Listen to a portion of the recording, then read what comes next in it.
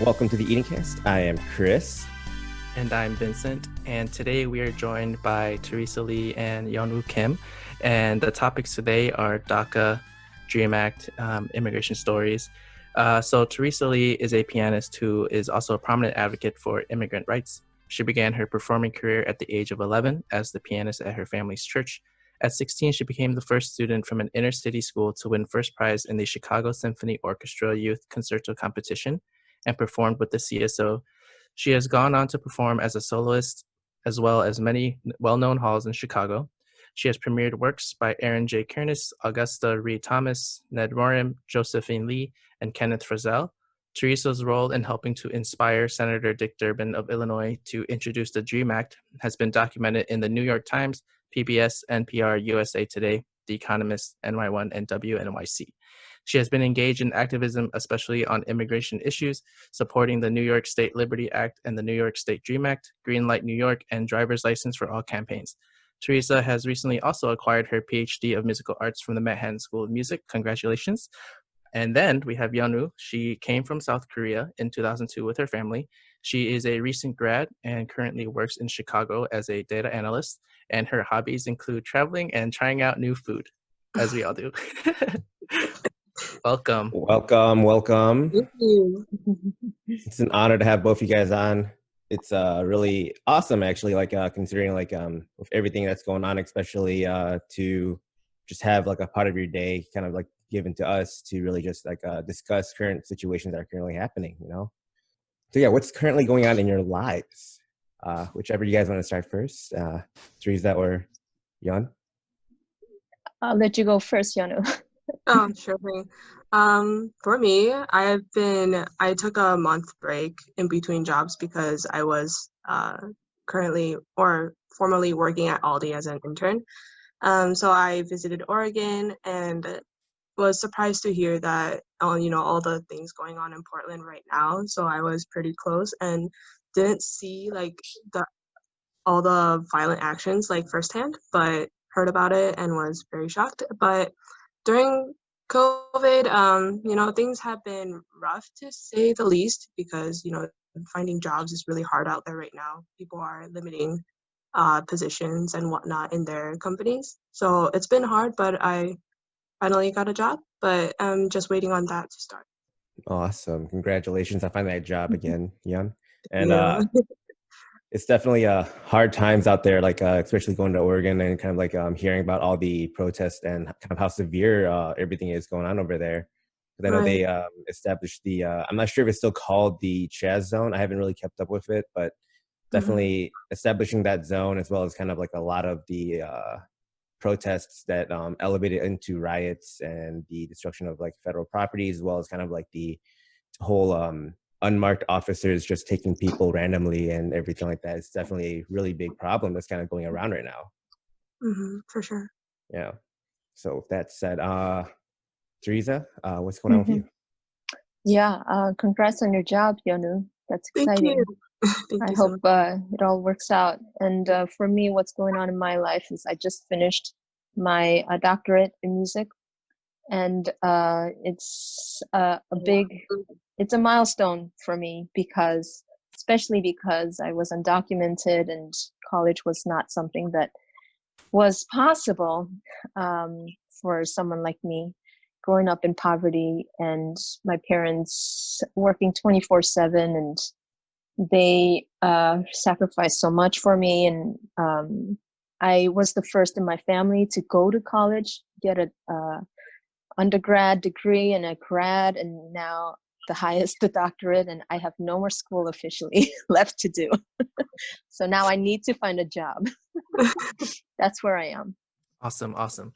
And then, so at what age did you say you came to America, Teresa? I was 2 years old when I came. Okay. And Yeon, you were... I was 6 going on 7, right before my 7th birthday. Okay. And if any one of you guys can go first, would you like talking about your immigration story, how you came here, how your parents brought you here? Yonu first. Okay, sure thing. I'll just assume that I'll go first.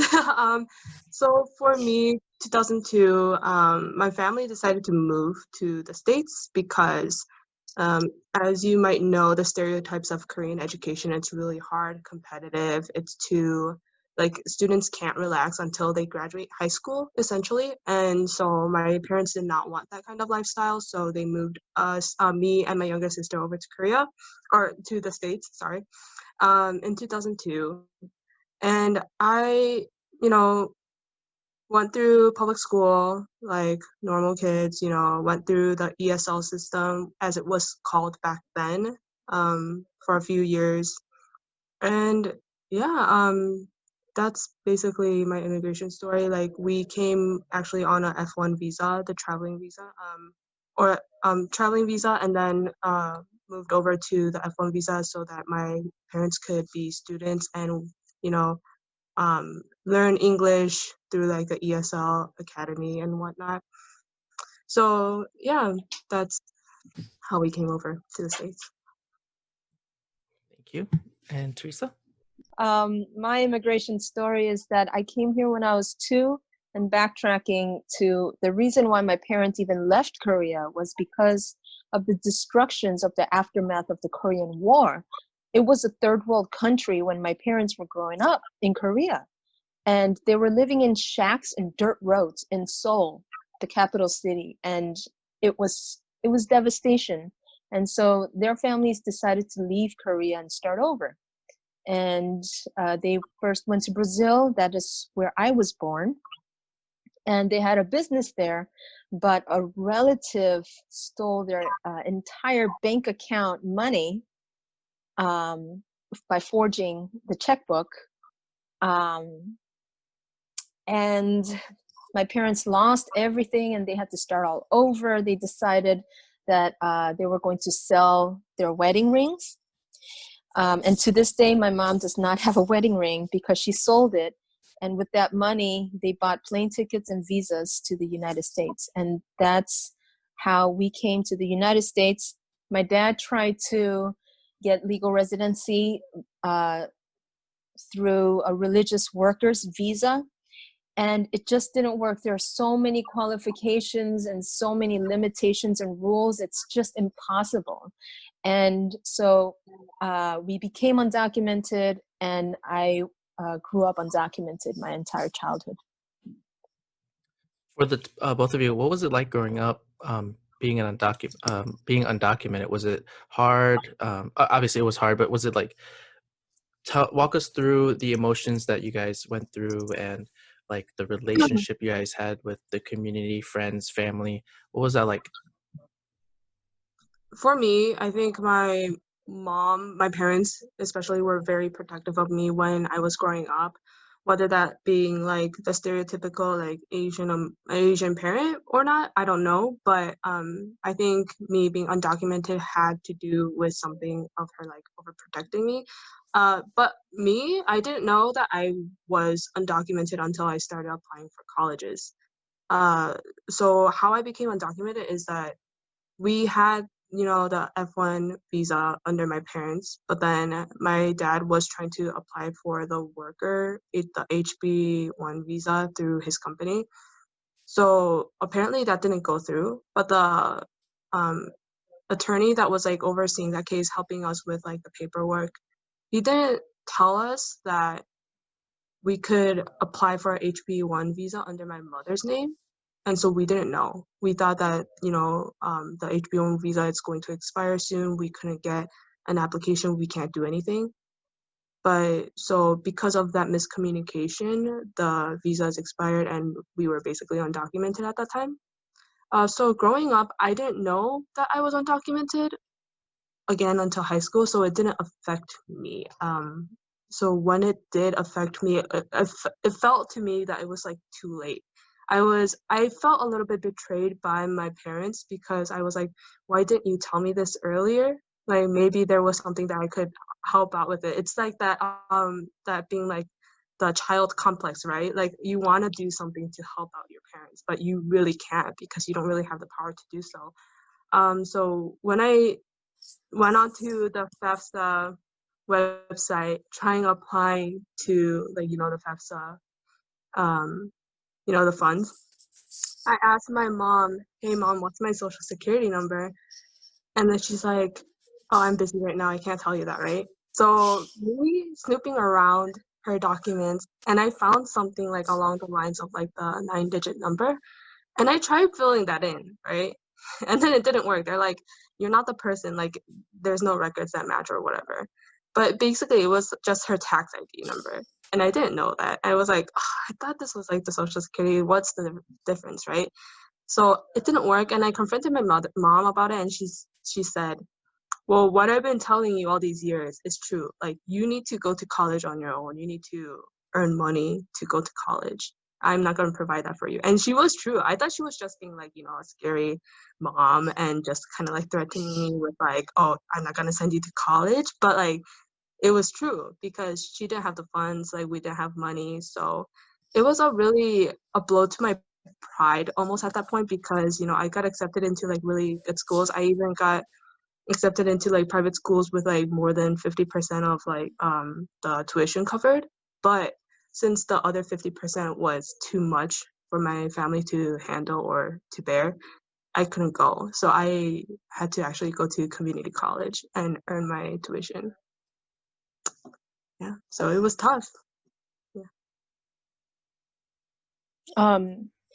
What it was like growing up undocumented, definitely overprotection by my parents, just like Yeon Woo. Overprotection. I mean, my parents, they suffered so much in Korea, and they wanted the best for their kids. And what are you going to do? You're going to overprotect them. And that's exactly what they did. And we grew up also in a community hit by poverty. We lived in the most gang-infested neighborhood in Chicago. So overprotection was that was the only way that they were going to parent. And I knew that I was undocumented when I was 7 years old. My dad sat us around the living room, and he said he had a big secret to tell us. And he said, "We cannot tell anybody the secret outside of this family." And he said, the secret is that we were undocumented, that we didn't have these 9 digits. We had the tax ID. The government issued us a tax ID so that we could pay annual taxes to the government, U.S. government, undocumented immigrants paying taxes every year, receiving no benefits, not even a path to citizenship. So yeah, we had that tax ID, 9 digits, but Social Security, forget that. And then we didn't, that's what it meant to be undocumented. And growing up undocumented also meant that we grew up in a lot of fear. My dad said if anybody found out that we were undocumented, we would be deported and separated. My parents to South Korea and me to Brazil, where I was born. And my little brother, who was born in Chicago, was a U.S. citizen. He would be put into some foster care. And so I had nightmares growing up, and, I would break out into sweat and freaking out, and police would storm up the stairs and break down our door and take my family away. And that was just a constant fear that I had day and night. And that also made me become very shy and muted. It affected my personality very deeply. And that's what it was like. If police passed by, we would just stand still and not breathe until they were gone, and any authority figure, even the crossing guard or our teachers, the librarian, anybody, I was afraid of all of them. That's what it was like growing up undocumented. Thank you for sharing. And I guess my next question with that is like, isn't that technically what's happening now with ICE going on the streets and just they're profiling, and they're just grabbing people, and these people, they don't know their status, they don't know their like their rights. Yeah, and so they just kind of get caught and trapped. And I feel like your nightmare that you mentioned is happening now, or Yep. maybe it's been happening too, you know? Yep.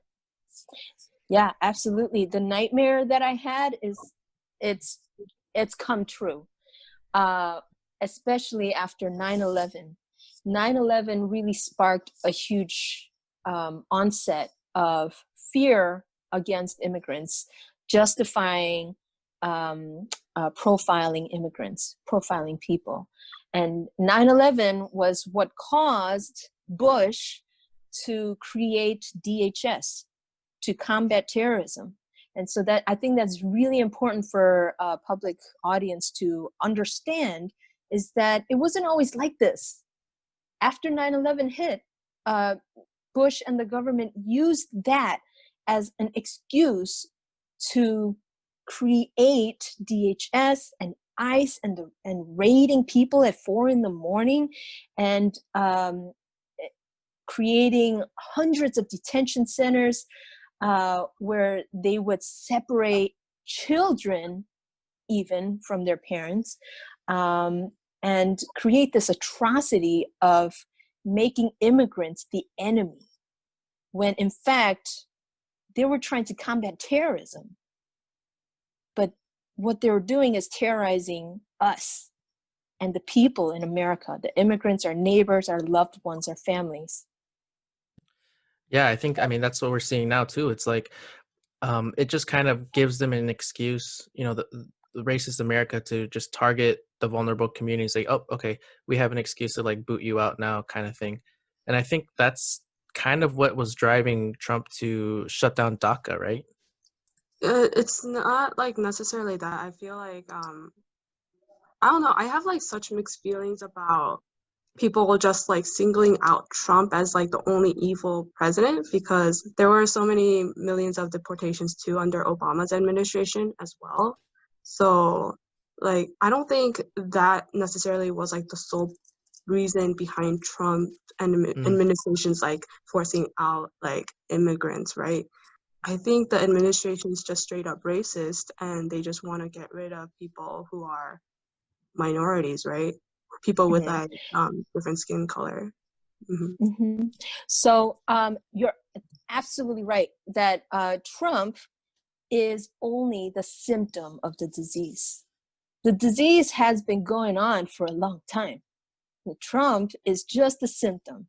And Trump is just using the system that was already created under Obama, under Bush. And like I said, after 9/11, DHS was created, ICE was created to what? To protect the American people, to combat terrorism. And what they started doing was checking every immigrant that crossed the border or flew in. And in CBP, they would check every person to, you know, like checking, looking for the needle in the haystack. But instead of just finding the needle, they would check every haystack. And that was what was going on. And Bush created that, and Obama expanded it. And by the time Trump came in, it was already all set up for him. All he needed to do was implement his overly racist program. That was it. So yeah, absolutely. This has been going on for a long time. That's really a crazy thought, you know, like it's been happening for over 2 decades in a sense, right? Because like 9/11 was like, oh God, to think that was like 20 years ago is like mind boggling. But yeah, that's just really crazy that like it's the tracks were already laid, right? And all Trump really had to do was just put the train card on, right? And then away it went in a sense.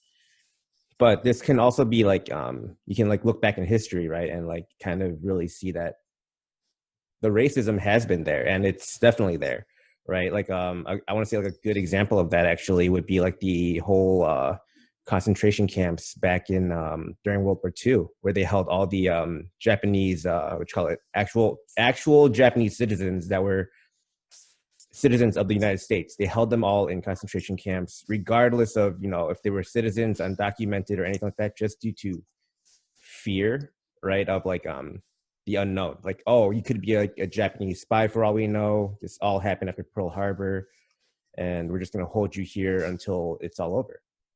And Exactly. you just hear horror stories from all these people, and it's just crazy to think about. Yeah, blaming immigrants is not new. It's always happened over history, and they've always found a way to blame immigrants and use immigrants as a bargaining chip to further their profits or whatever other interests. And this is all part of the white supremacy conversation. It's definitely something that's crazy to think about, right? Like, even we like look at it now, right? Like there's a lot of children that are currently separated. Like, you hear on the news and you see on the news, like all these children are placed in these little camps and they're all just on their own, separated like dogs in a sense. Like, they're created up in like these like little like I want to say like 4x4 feet little crates, and all they have is like a little like cushion and like a space blanket. And they're not even protected by COVID. Yeah, not at all. There's no protection. No. So like, what are your thoughts on like kind of like that, right? Like, understandably, like, you know, these are undocumented individuals, you know, but when it comes to like human rights, regardless if you're documented or undocumented, you know, like, there's a lot of human rights violations happening there. So like, what are your thoughts on like that, and why are they able to get away with that, even though it's so well known that, you know, these children, like kids, are like put in these situations where they're unprotected from the viruses, from the pandemic, then they're separated from their parents, they're suffering emotional trauma, you know? Mm-hmm. Well, you could kind of see the difference between, let's say, like the random disappearances of people in Portland. That's been getting like more media attention. I mean, sure, the separation of families at the border, that got a lot of attention, you know, in the beginning. But it's still happening. It's still a thing. But you could see how people don't care about like POCs. Like, if they're not our citizens, like, they get less attention. They get less care. It is very inhumane. There's, like you said, human rights violation, like, so much across the map, like, so much. Like, you can't even state one good thing about it, like, not at all. But people don't care because they look different. They shouldn't have been here in the first place. So why do we need to care about them? Like, who cares if they die? It's very morbid, and people are very relentless when it comes to the lives. But I don't know. Like, for me personally, I feel like people are so brainwashed by the media in a sense, because like, I don't even know they realize that it is happening and people are actually dying, and they're probably thinking, you know, most people are thinking, you know, like, they're not dying by my hands, why do I need to care? So I don't know, it just makes me angry, you know. It's unfair. I just want to add something that's what I think is very important is that to understand is that there's a lot of money behind this. Incarceration, private prisons, detention centers, most of the detention centers are privately owned. They are privately owned, meaning they profit billions of dollars by incarcerating people. So this is a system of business based on money and profit, not human rights. That's just the basic way of explaining why they're able to get away with this human rights violation is because people at the top benefit by doing this. Media even benefit by not covering this stuff, and they encourage this stuff because there's billions of dollars in profit that's happening behind. Money is, and that plays such a huge role in so many like current events that's happening too, right? Um, the whole media coverage between, um, I feel like encouraging the violence between, like in Chicago, for example, the African American community and the Hispanic community. Media profits from sharing stories like that, and they just profit from sharing just negative things. And Chris and I, we always talk about this, but it's like it's what gets the most ratings, what gets the most money, right? It's always going to be like that. But I think, you know, as we're having more of these conversations and bringing these issues up, I think people are waking up and realizing that this has to stop, this has to change. And if it's not by the brass up there, then it's going to be in the own community's hands. Totally. Mhm. So when you were talking about the fears of admitting or bringing up your undocumented status, do you think that fear is still prevalent among the people to like come out and share that status with others? Is it still there, or do they feel safer? For me personally, I would feel safer. I have felt safer in sharing my story ever since I transferred from community college to Northern Illinois, because there were there was like a good support group there.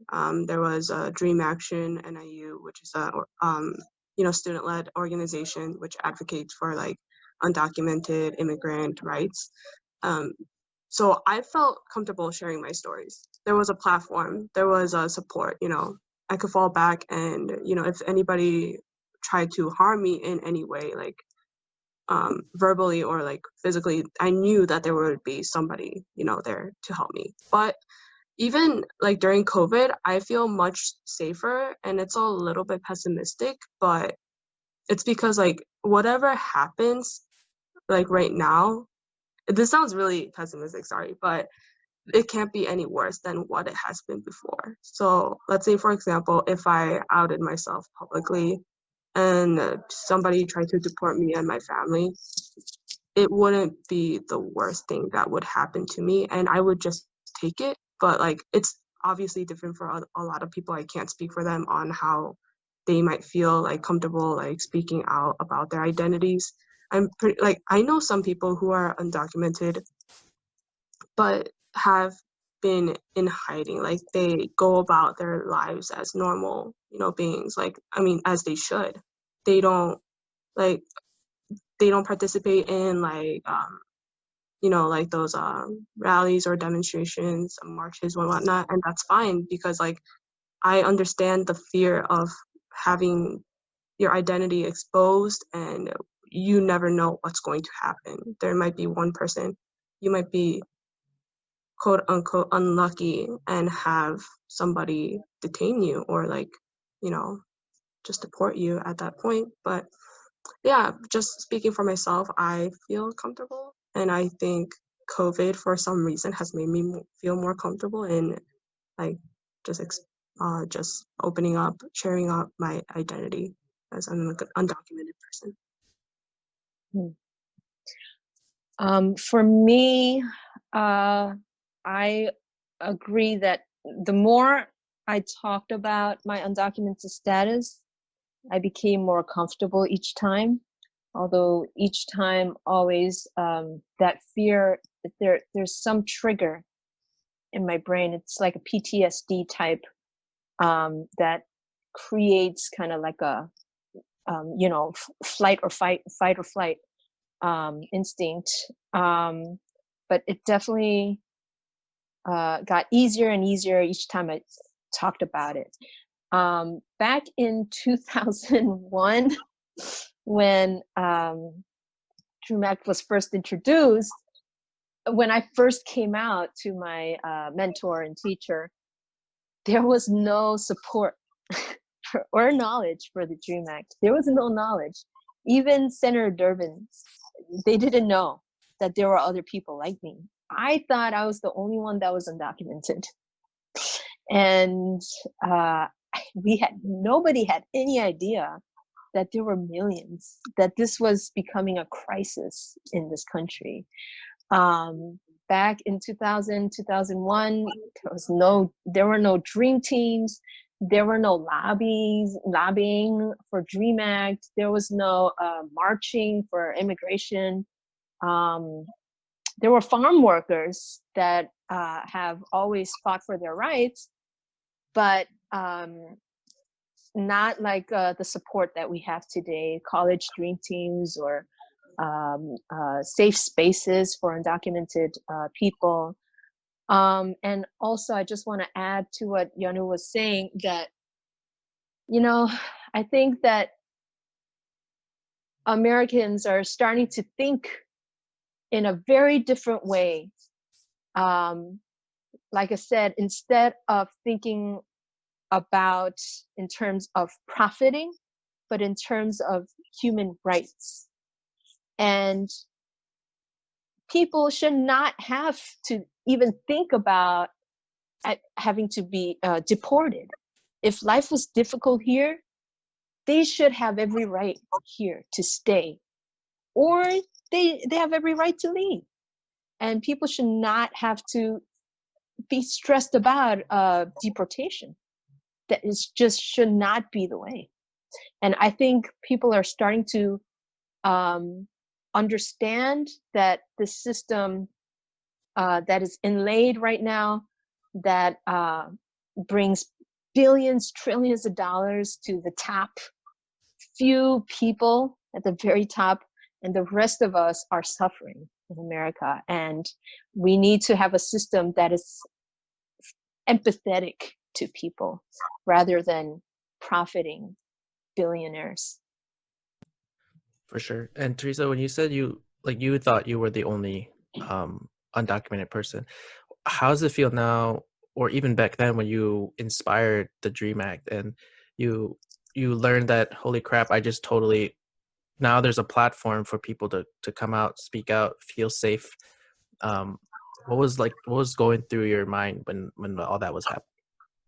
Well, when I first came out to my teacher, I cried. I've never told anybody ever that I was undocumented because of that fear of my family being separated. And I told my teacher that to not report me to the police because I cannot be responsible for separating my family. And I was bawling, and she didn't understand what I was saying.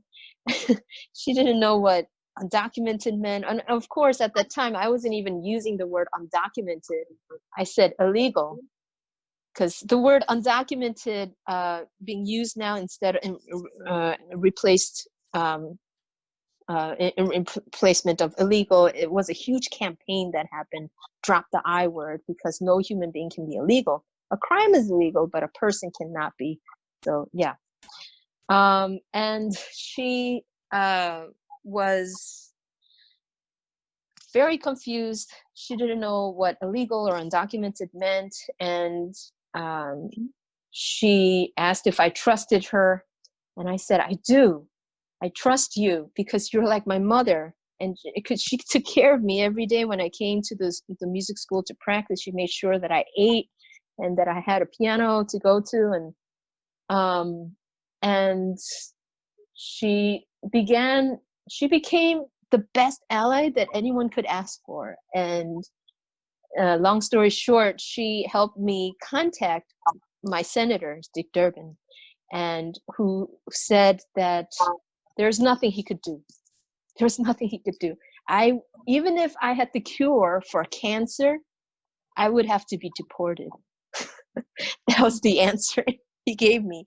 And Anne Monaco, my teacher, she did not give up there. She and we collected letters of support from everyone I knew, teachers, my all kinds of teachers, and the donors of the music school.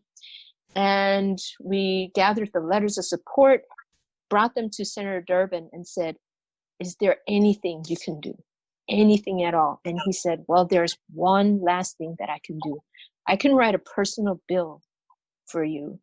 And so he wrote a personal bill for me. And it's a public bill and it was going to pass. And then other students heard about this bill and they said, can you write a personal bill for me too? And they would come hiding in his parking lot after he was done with work. And he realized that there were other students like myself. And he said, wow, there are other students like Teresa, I'm going to have to redraft this bill. And so he redrafted it to a larger bill, and that became known as the DREAM Act. That's really, sorry. That's really amazing, actually. I had a frog stuck in my throat. We should put in like dramatic music in here or something. Yeah. Just like I'm not sure if y'all watch anime, but like it would be like that Naruto song where when the third Hokage died. Oh god. Oh no. So funny. Yeah. But that's amazing. Right. Like you're just like to think about how, you were just a child, just going to your music class, and then like just bawling out, just kind of frustrated at everything and kind of like just scared, right? Because you don't know who to turn to, you don't know who to trust. And then to have that music teacher, right, be that person that you could rest your head on, it's like it's amazing, right? Oh, like yeah. that just that one match, right? Just like in that one match, it's like it just exploded. It was amazing. It was like all the stars aligned. It was amazing, and it happened very smoothly. And can I tell you what else? Well, let me tell you what else. The DREAM Act bill, it got into Congress and it got into Senate floor, and we gathered 62 votes. It was going to pass. And then President Bush in 2001, he was getting ready to sign that bill. He was going to pass the bill. And the hearing was set for September 12th, 2001. And you got to think about that date. It was right after 9/11. And So 9/11 close. hit. I know, it was one day away. It was going to pass. And 9/11 happened, and any immigrant-friendly legislation was out the door immediately, like that. Yeah, because the fear was like, oh nope, we got to protect the country now. Like, right. Then they how are we going to shifted their protect the priorities. country? Yeah, how are we going to protect the country? We're going to fear the immigrants, the foreigners. It was the wrong way. Yeah, so close.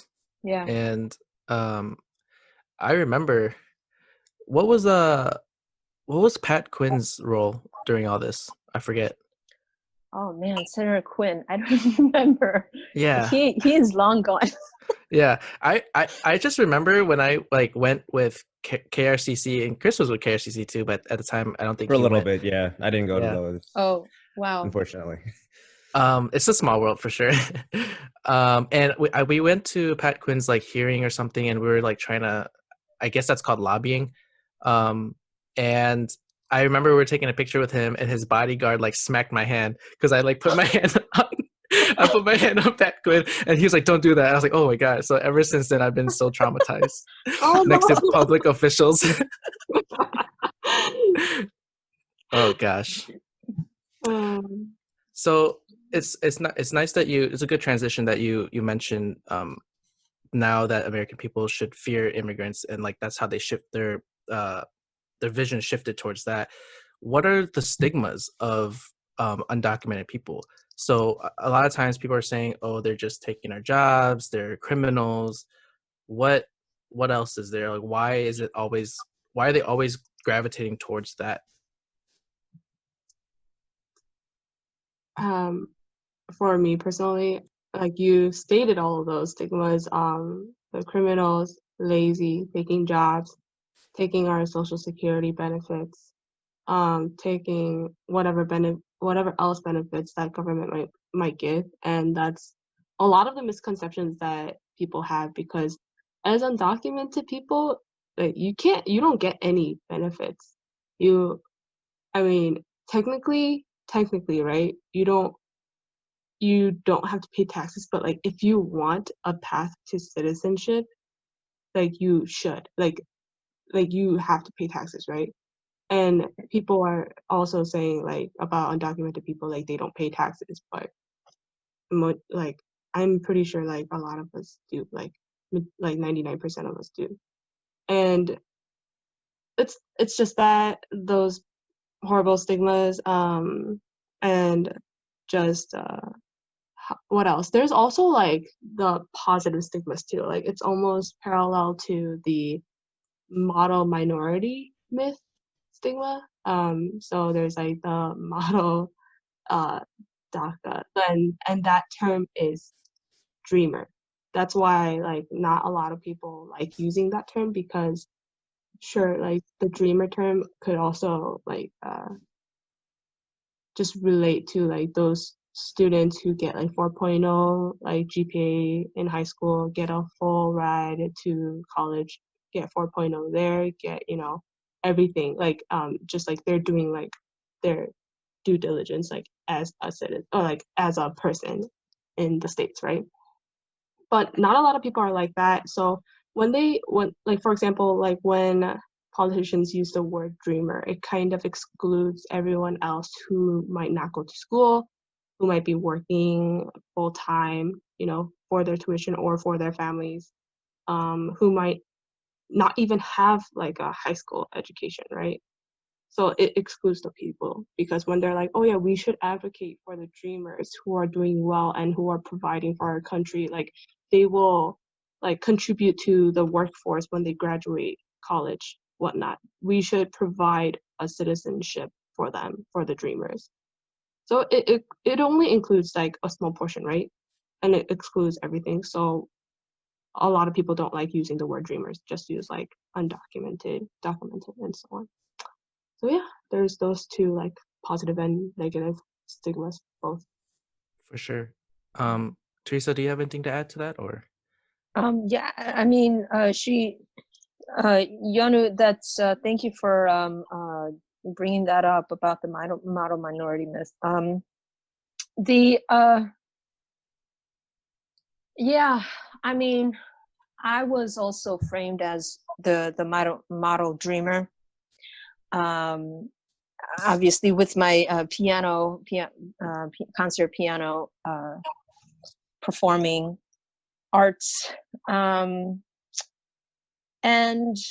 that was a way that the politicians felt that they could persuade as many people as possible to sign on to the bill. And it was a political move. It's not to say that that's wrong, but that's what they thought would work. And it was going to work if not for 9/11. With that said, I think the majority of people are starting to wake up to see that every single person's lives should matter, that we cannot just include a certain few that get 4.0 GPA or that have certain skills that would contribute. And obviously, that hasn't even worked. The model minority tactic didn't even work because of the criminalization of immigrants in general. If, in my view, if this person's life doesn't have all the rights, then the next person doesn't have rights either. Just like the Black Lives Matter movement. Black Lives Matter is not freed, then none of us are freed. It's the same thing. And so I think that all the stigmas of undocumented people, of Black people, of Korean people, of, you know, whatever the background is, stigmas gotta go. It's gotta go out the window. I agree. And just like aside from this, just the model minority itself, and we always talk about it, the model minority myth does more harm than good. Typically, almost always, like 100%. And actually, so I have a couple of questions from Anna. She is asking, how do you navigate the model minority and being an undocumented immigrant? How do you navigate through that? For me, I'm so far off the spectrum of like the model minority myth. I suck at school. I hate studying. I I kind of realized that there is like the expectation of like you need a degree in order to get a decent job, and that's why I went to school. If not, I would have done something else, like followed my passions. Not saying that like I can't, but I can't afford to.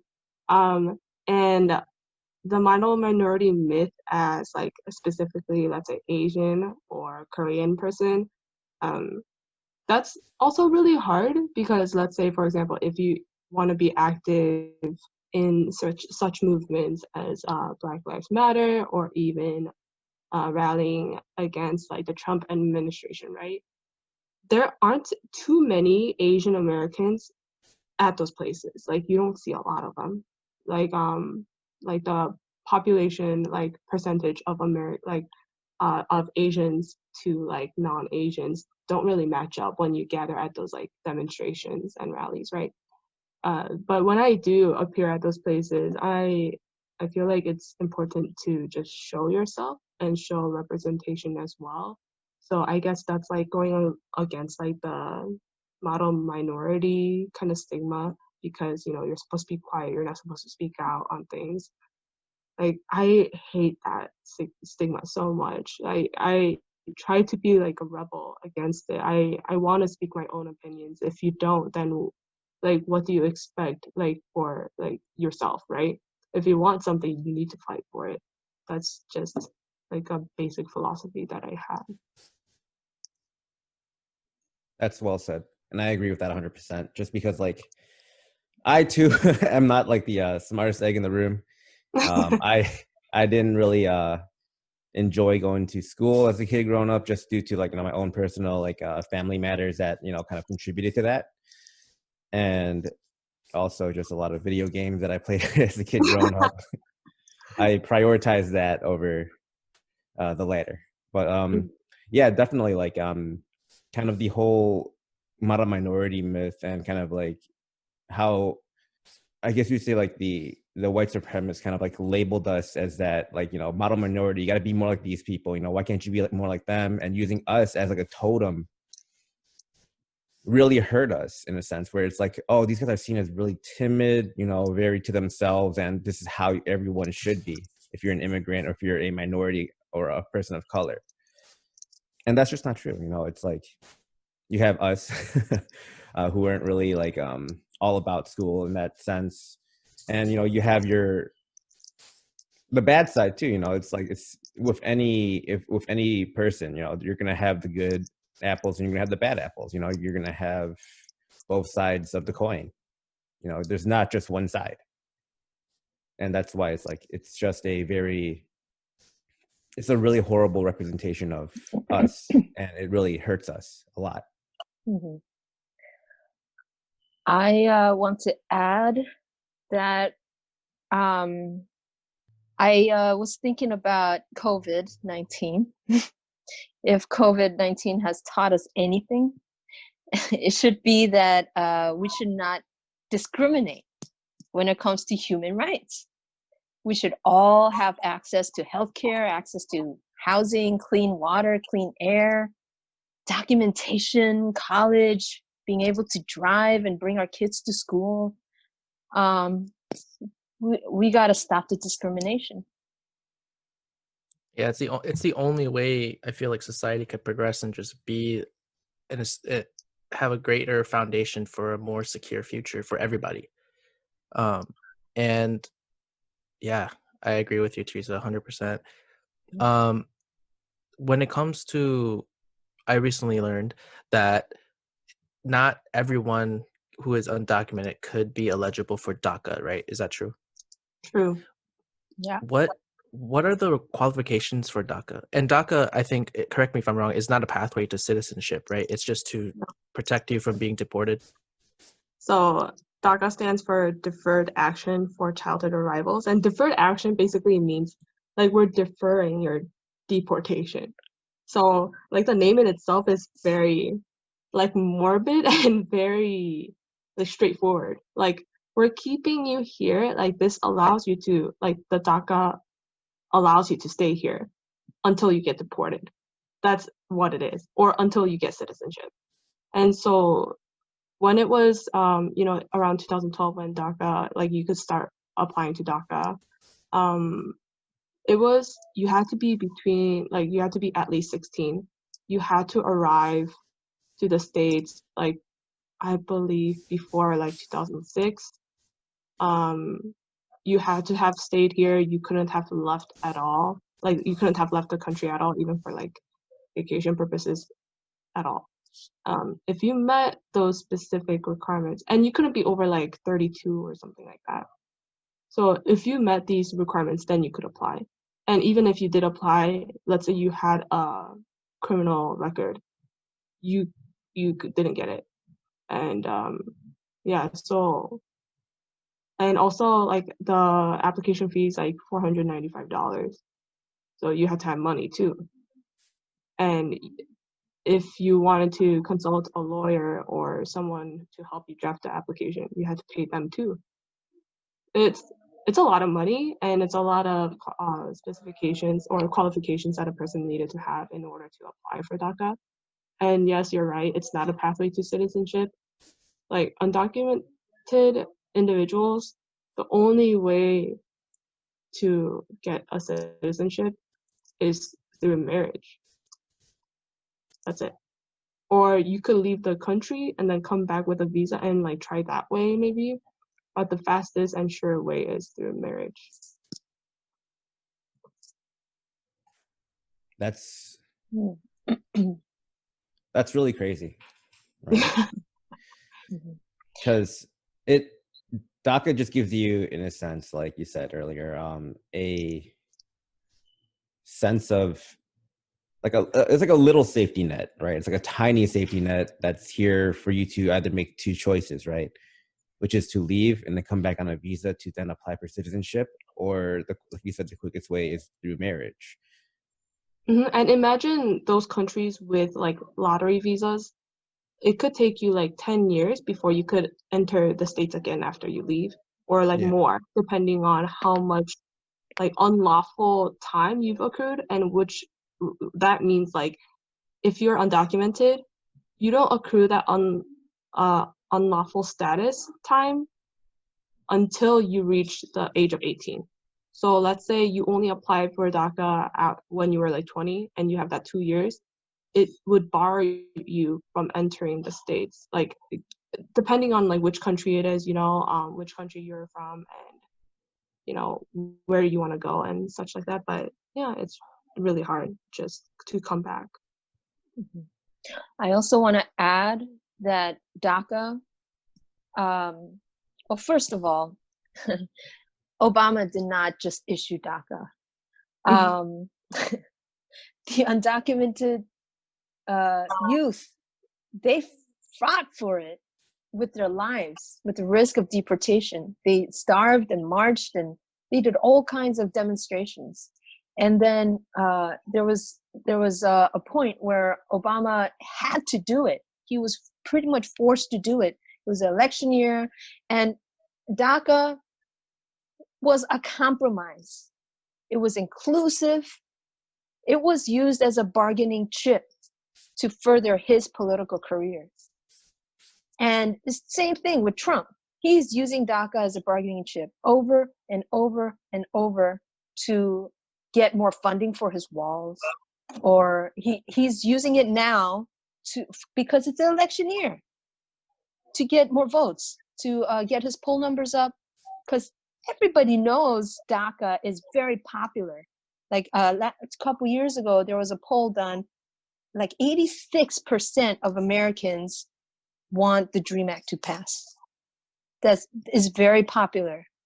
And DACA has been used as a bargaining chip over and over and over again. And frankly, people are tired. I'm tired.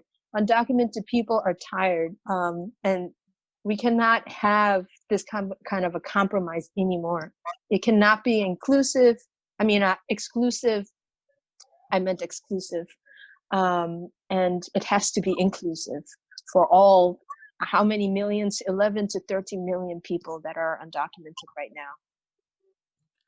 now. You know, as I've gotten more into politics and just learning about a bunch of these avenues, I'm starting to, it's even hard for me to pick like a political party now. Like I feel like I'm just looking at people as a leader, and it's like it's hard to win everything, like you said.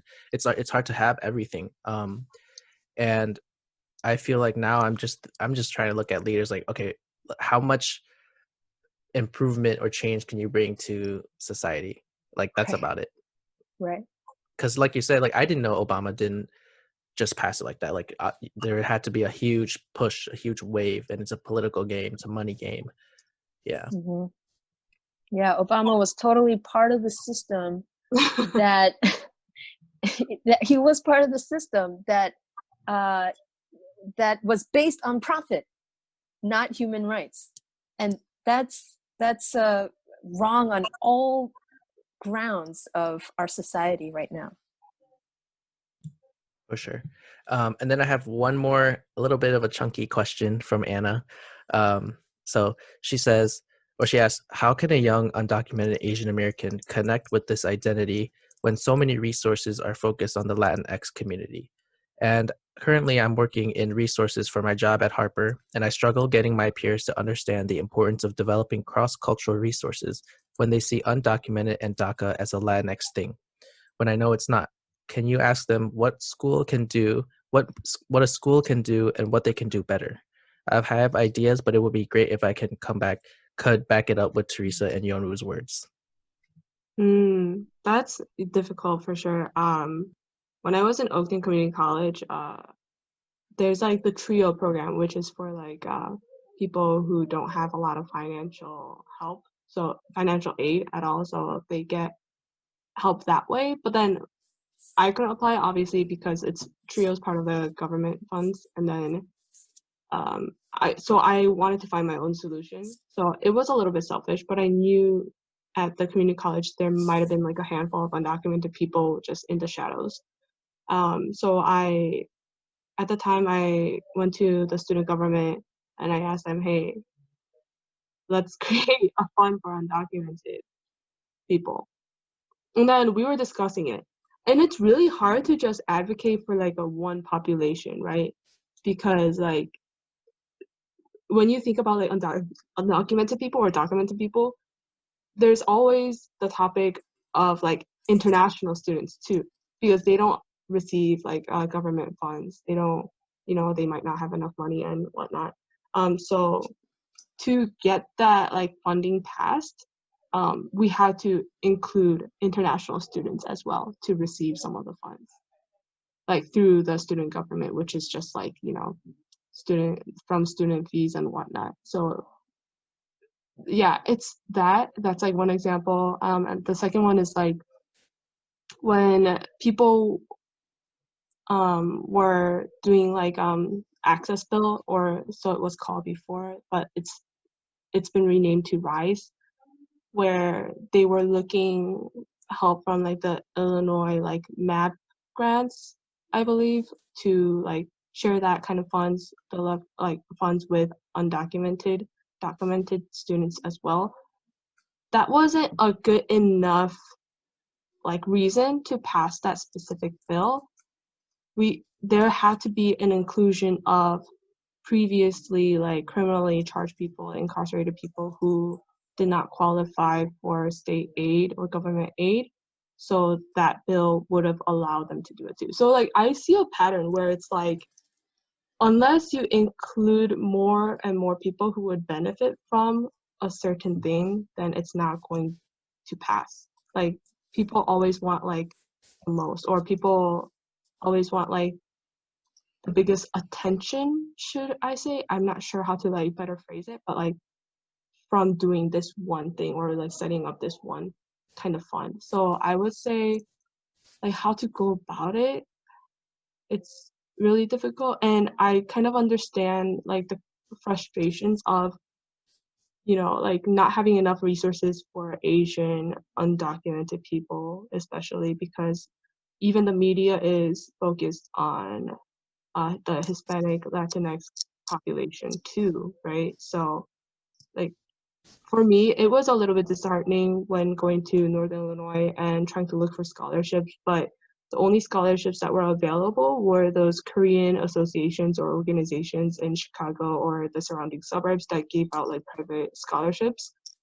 Other than that, there weren't a lot of, resources. So I'm not sure. Maybe Teresa, you have like a better advice for Anna, but for me, I just think it's just important to like gather people that feel strongly the similar to you. I think you did the right thing. If there is no community, then you organize your own.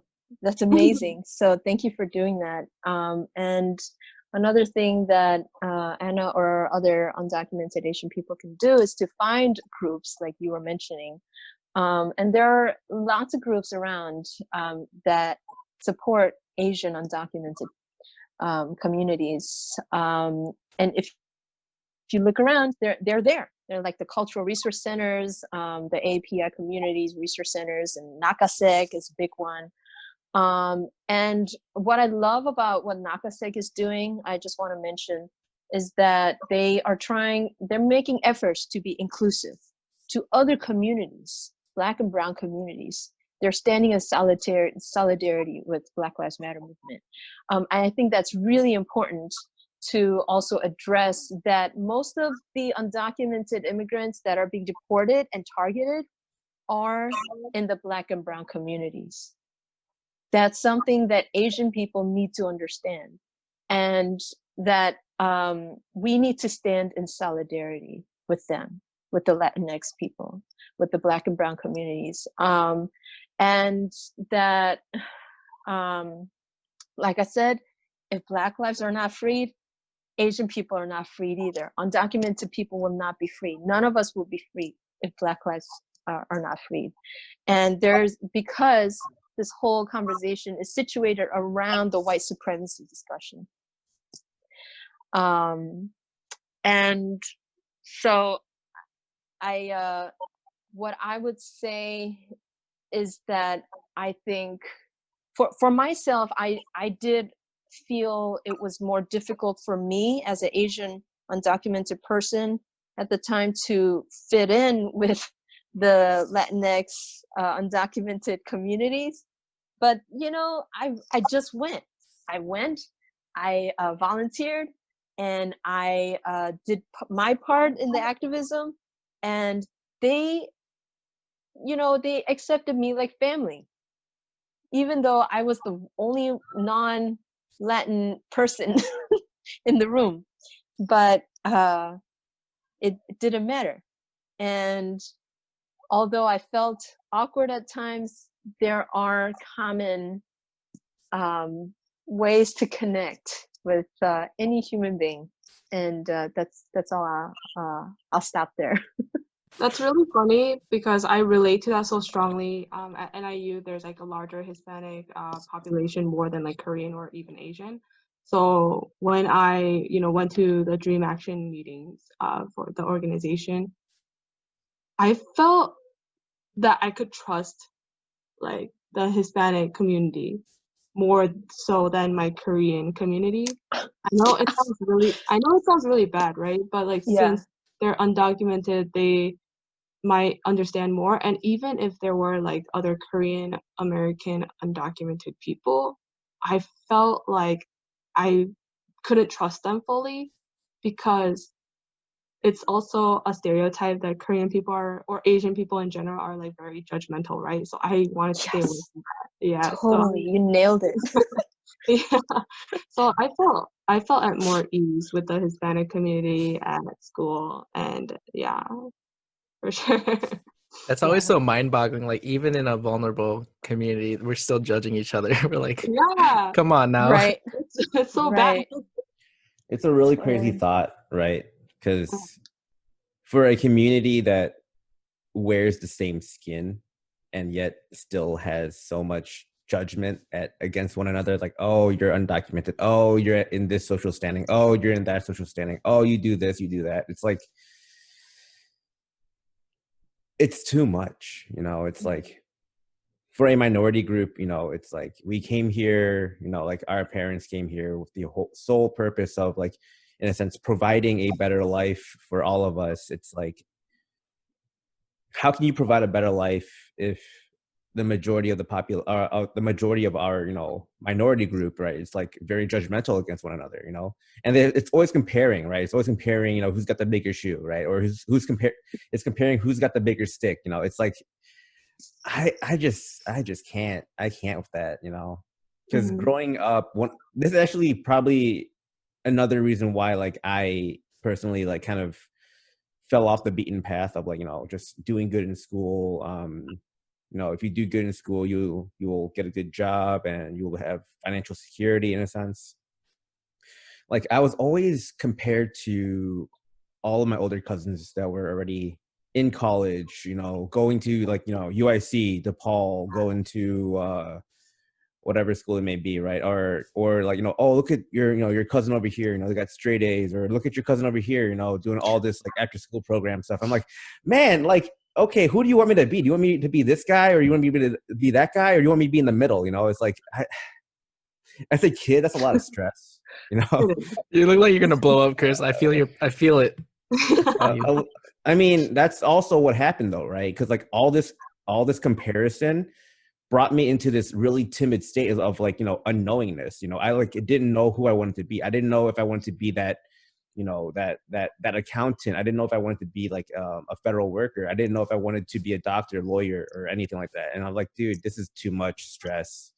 And I just kind of shut myself out of my family, and it was like, I just did what I wanted to do, and that was just play video games. And that was my solitude, right? That was the time where I was able to think for myself and just kind of, like, not worry about life. And that's kind of how, as a kid growing up, that's how I got through the days, right? Because, like, it was just headache after headache in a sense. But like, as I got older, I came to understand why they were pushing all that stuff. It's because they just want better. They just want me to be safe. They want me to have, like, a financial net that I can fall back on in case, like what's going on right now, like this pandemic is, like, kind of hitting us, like, out of left field. And it's like, oh crap, we're out of jobs. We're furloughed.